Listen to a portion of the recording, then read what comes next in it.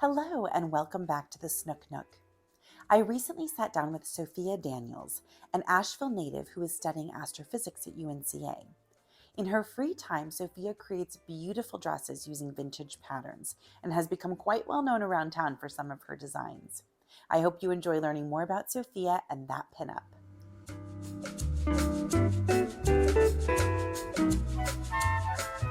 Hello and welcome back to the Snook Nook. I am Simone Snook, Realtor with Unicorn Realty at Fathom, and I am here today with Sophia Daniel. Sophia is a hobbyist and designer, and you can find her work at That Pinup. So thank you so much for meeting with me today, Sophia. No problem. I'm excited to talk with you. Me too. So first of all, where are you from originally, and how did you make your way here to Asheville? I was born and raised here. Yeah. The way I dressed, it's normal to me because everybody in Asheville is weird.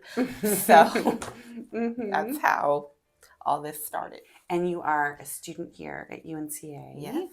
Okay, and what are you studying? Astrophysics. Wow. Yeah, my mother was a physicist and my sister's a physicist. So it's just part of the family. That's incredible. So how did you get interested in design, or how did you start putting together these beautiful creations? Well, when I was like 13 years old, I used to dress like a normal person, quote unquote normal person. And then I saw a video on YouTube of a designer / burlesque dancer called Dita Fontees. Well, she's the one who really made the vintage look popular again. Okay. So I saw her dressed in like these 1940s dresses and with her hair curled every day, and she dressed like that every day. And even though I was such a young age, I was like, I want to look like that. So I started slowly wearing little kitten heels every day, or wearing just, your typical 13-year-old wearing kitten heels.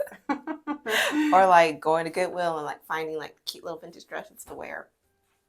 But then I wanted authentic vintage.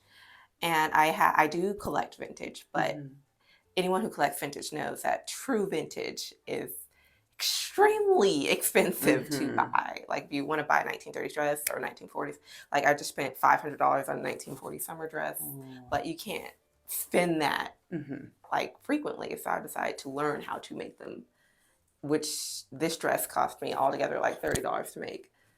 Love that. But it's from a 1940s pattern. Yeah. See the back? I color blocked it, and yeah, it's that is gorgeous. What are one or two of your other sort of favorites that you've created? My space dress is my favorite because it's so unique. I made it out of a 1940s pattern, true 1940s pattern. It was like a librarian schoolgirl dress. Okay.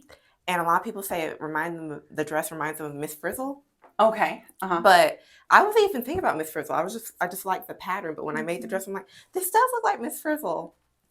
So that's one of my favorite because I feel like it's iconic now, especially in Asheville. It's like the space dress. And then I've made so many dresses.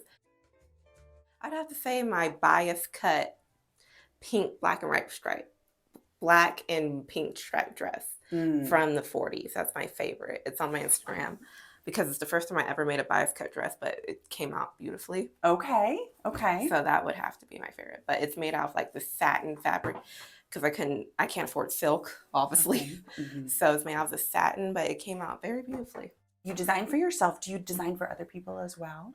I've never done it before because I only know my size. I don't know other people's sizes, but I feel like you could just adjust the darts or just the amount of fabric you use to make it bigger or smaller.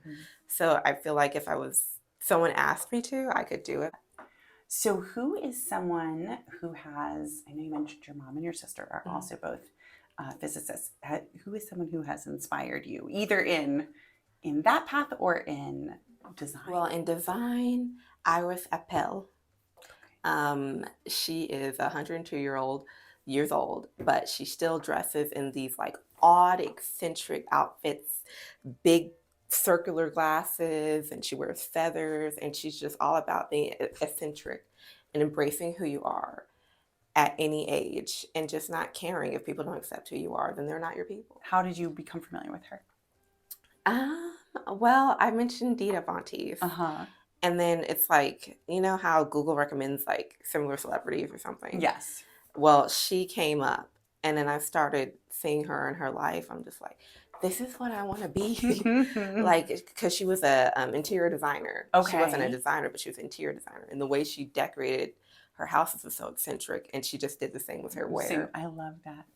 As an Asheville native, you said you've become kind of well known, like around downtown, for some of your outfits that you've created. Yeah.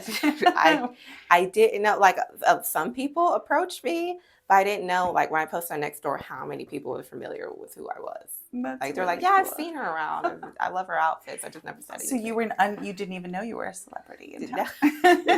Yes, as someone who is from here, grew up here, what are some of sort of your favorite places in Asheville to go or to explore when you are not busy studying astrophysics and designing amazing clothes? Well, the Grove Arcade is where I hang out a lot. Okay. I hang out a lot on the second floor of the Grove Arcade. I even like took pictures of some of the dresses I designed there because it has a lot of like shops. I'm friends with a lot of people in the Grove Arcade that own the shops there. Serenity and Scott, I've done a lot of photo shoots with them. The bakery there, like a lot of the people there have become like close friends, even the security guards. Like I'll just sit there and chat with them for like 3 hours.